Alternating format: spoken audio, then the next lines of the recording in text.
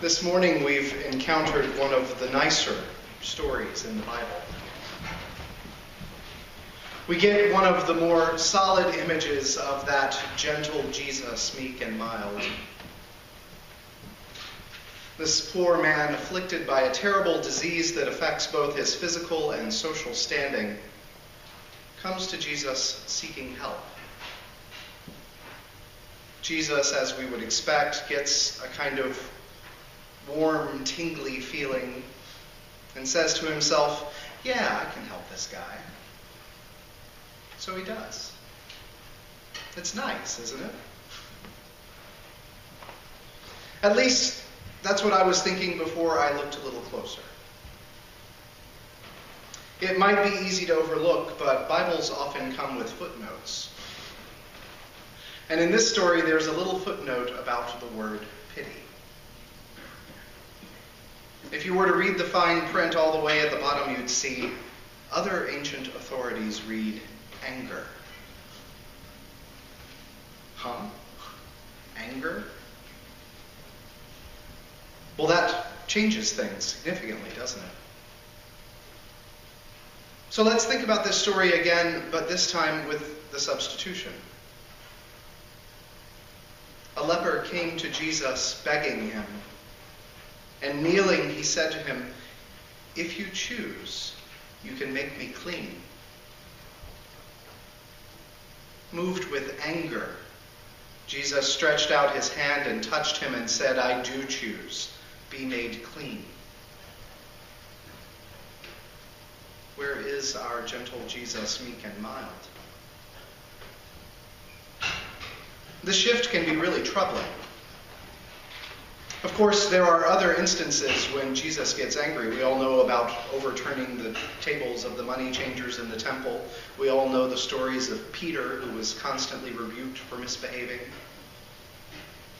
But those occasions of anger always seem somehow appropriate, or at least merited in some way. But how could he be angry now? This defenseless outcast has come to Jesus seeking help, and Jesus responds with anger. As you might imagine, I spent quite a bit of time looking for answers to this riddle. Something just seemed out of place. I'll spare you all the gory details, but it seems that what we have here is one of those occasional casualties of translation. The Greek word that's used here is one that doesn't have a very clear English equivalent. It's something like pity and something like anger, but not really either. What the writer is trying to convey here is that kind of anger that grows out of pity, the compassion that moves us to defiant action. You may remember a few years ago, just before the inauguration of President Obama, Gene Robinson was invited to pray at one of the inaugural events. Gene is the Bishop of New Hampshire and has become something of a media celebrity here in the past few years. But in some quarters of the Episcopal Church, Bishop Robinson's prayer concerned people. Among other things, Bishop Robinson prayed that God would bless us with anger at discrimination at home and abroad. We Episcopalians like to be quiet and proper, and that was a little jarring to some of our folks. But I think this is the kind of anger that moved Jesus to heal and make clean the diseased man. The spiritual leaders of their world could do nothing for him. They could pronounce him clean after the cleansing had already happened, but no one that he had encountered could actually make him clean. At least no one until Jesus. We find this story at the end of a 3-week cycle of Sunday readings from the first chapter of Mark that all have to do with different kinds of healing. 2 weeks ago, we heard about Jesus commanding an unclean spirit to leave a possessed man. Last week we heard about Jesus' healing Simon's mother-in-law, who was suffering from a fever. And today we hear about Jesus responding in pity-filled anger at the plight of the social outcast. He makes him clean and sends him back to be reunited with his community. One of the delightful quirks about the Gospel according to Mark that we've talked about before is that it tends to tell the story of Jesus with a childlike, eager anticipation. In Mark, there isn't a lot of fluff. It gets right to the crux of the matter at hand as soon as the telling is begun. In this first chapter of Mark, the story of Jesus does not begin with elaborate genealogies as it does in some other places, or with birth narratives. Even Mark's account of the baptism of Jesus is just a few verses long.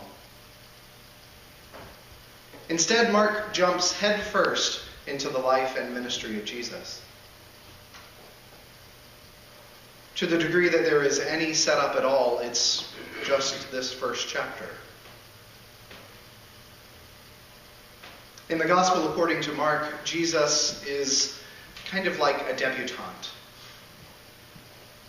And this first chapter is his ball. He dances around the ancient Near East and is shown to be the Holy One of God. He's recognized as the Holy One of God, not because of his lineage or because of some miraculous birth, but on his own merit. And just as the first chapter of Mark is in some ways the story of Jesus' first appearance in polite society, so too can we see that coming out narrative expressed in the progression of Jesus' healings as they are told in Mark.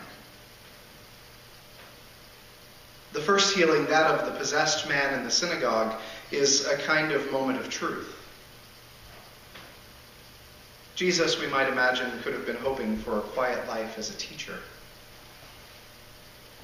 John the Baptist had been arrested, and Jesus steps in to fill his shoes. But the unclean spirit saw something more in him. Perhaps only on instinct, Jesus orders the unclean spirit to leave the man. To the surprise of everyone in the crowd, the spirit obeyed. It had no choice but to obey, because Jesus spoke with such previously unseen authority.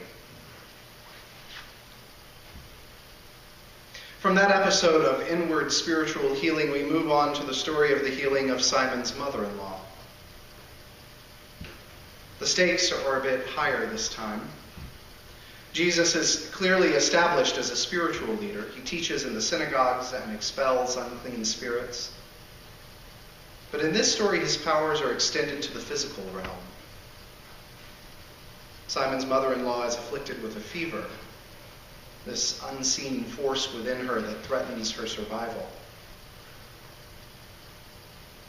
Without words, Jesus touches her, and the fever wanes. Word begins to spread, as you'd expect. Though the people probably had not yet wrapped their minds around that fact that the unclean spirit could see from the start, that this Jesus is the Holy One of God. But even though they couldn't wrap their minds around that, they knew that something powerful was in their midst. And that brings us to the story we hear today. A leper presents himself to Jesus. He has heard of the great things that Jesus has done, and he believes that he might be offered the same kind of reprieve from his own affliction. In the ancient Near East, the diagnosis of leprosy was given to any number of skin ailments.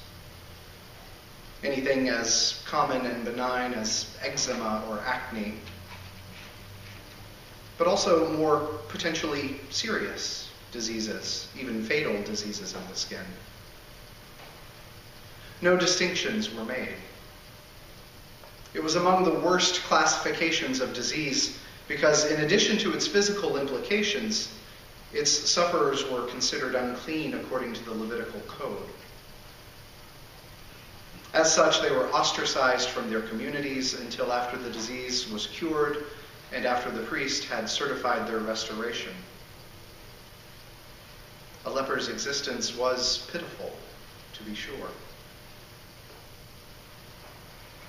But in faith, this leper came to Jesus. And with a passionate response somewhere between pity for the man and anger at the social system that counted him as other, Jesus moved to intervening action. He reached out to the outcast, and he touched his untouchable skin and said, "I do choose. Be made clean."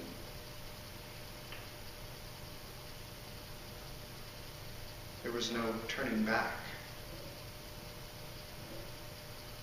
He'd upped the ante again. First there was physical healing, then there was spiritual, or first there was spiritual healing, then there was physical healing, and now there was social healing. After this, Jesus could never be just another teacher in the synagogue. He was called to something more. He was called to bring comfort to the suffering and to rise up against the powerful forces of society that separated the people from one another and from their relationships with God. God had blessed him with anger. In the weeks ahead, as we move toward and into Lent, we will walk with Jesus as he encounters the cost of his calling. Those powerful forces of society that separated the people from one another and from their relationships with God will not give up as easily as that unclean spirit did. And they still don't. We are still called to reach out to the outcasts of our societies and to touch those who are most untouchable. We are still called to build bridges wherever people are separated from one another and from God. And the powerful forces of society still cringe every time we do it. But we do it, despite the cost. Because like Jesus, once we have answered God's call in our lives, there is no more turning back. There is sickness and discrimination in the world, and God has blessed us with that peculiar passion somewhere between compassion and anger. And there is no turning back. Amen. Amen.